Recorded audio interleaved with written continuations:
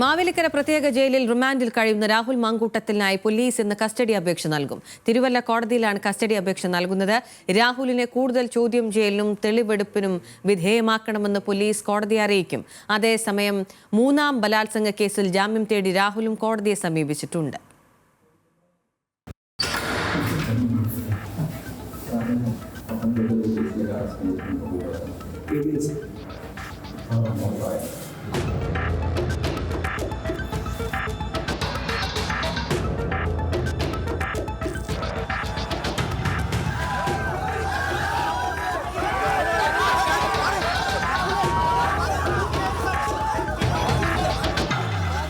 Rahul Mamkootathil MLA നടത്തിയ ക്രൂരമായ അതിക്രമങ്ങൾക്ക് തെളിവ് ശേഖരിക്കുന്നത് ശ്രമകരമാണെന്നിരിക്കെ കസ്റ്റഡി നിർബന്ധമാണെന്ന് പോലീസ് വ്യക്തമാക്കുന്നു.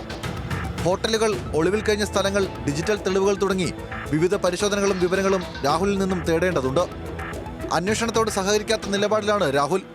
ഈ ഘട്ടത്തിൽ കസ്റ്റഡി അനിവാര്യമാണെന്ന് പോലീസ് കോടതിയെ ധരിപ്പിക്കും. രാഹുൽ മാങ്കൂട്ടത്തിനെതിരെ സമാന കുറ്റകൃത്യങ്ങൾ നിലനിൽക്കുന്നതിനാൽ കോടതി കസ്റ്റഡി അനുവദിക്കാനാണ് സാധ്യത.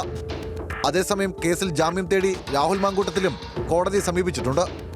പരാതിക്കാരി ഉന്നയിക്കുന്ന ആരോപണങ്ങൾ അടിസ്ഥാനരഹിതമാണെന്നും ഉഭയസമ്മതപ്രകാരമാണ് ലൈംഗിക ബന്ധത്തിൽ ഏർപ്പെട്ടതെന്നും ജാമ്യാപേക്ഷയിൽ രാഹുൽ പതിവ് വാദം ഉന്നയിക്കുന്നു. ഹോട്ടലിൽ മുറിയെടുത്തത് യുവതി തന്നെയാണെന്നും ബലാത്സംഗ കുറ്റം നിലനിൽക്കില്ലെന്നും രാഹുൽ വാദിക്കുന്നുണ്ട്. കസ്റ്റഡി അപേക്ഷയിൽ തീരുമാനമെടുത്ത ശേഷമാകും കോടതി ജാമ്യാപേക്ഷ പരിഗണിക്കുക. കസ്റ്റഡി അനുവദിക്കാനുള്ള സാധ്യതയേറെയാണെന്ന് നിയമവിദഗ്ധർ ചൂണ്ടിക്കാട്ടുന്നു.